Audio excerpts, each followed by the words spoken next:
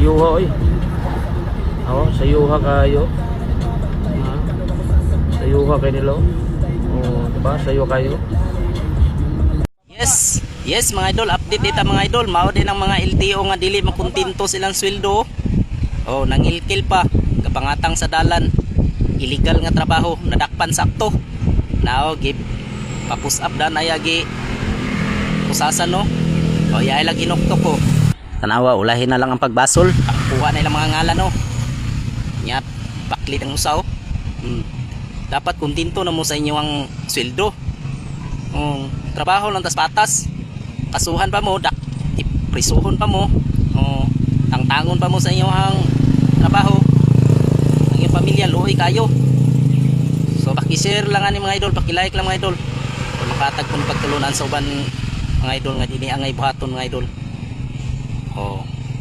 So thank you for watching mga idol. God bless. Sir, yung ano mo, yung body cam mo na, yung ano, cellphone mo na may ano, GPS.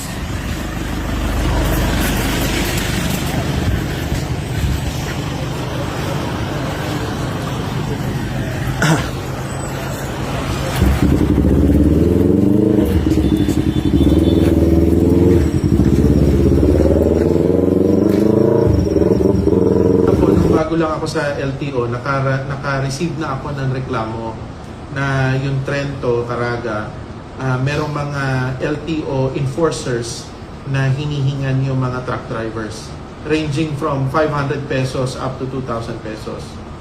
Ang Caraga po kasi parang gateway yan papasok na Mindanao.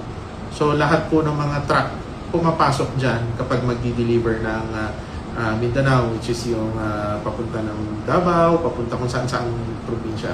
Sinumbong nga po yan, bawat galaw, ultimong yung mga truck ng saging, agri, yung mga kababayan natin na naghahanap buhay ng patas, yun yung mga ginigipit nila. So, inabot po ng almost 10 days. Kumuha muna po kami ng ebidensya ano yung mga pinagagawa nila. Clear po ang aking order, i-entrap, hulihin, padapain. Kasi ayaw tumigil eh. Masyado na pong perwisyo. At sa tulong din po ng Intelligence Division ng Philippine National Police sa Caraga at ang RMFB, yung Regional Mobile Battalion ng Philippine National Police, ay na-entrap nga po itong siyam na enforcement ng LTO. Diretso kulong po yan.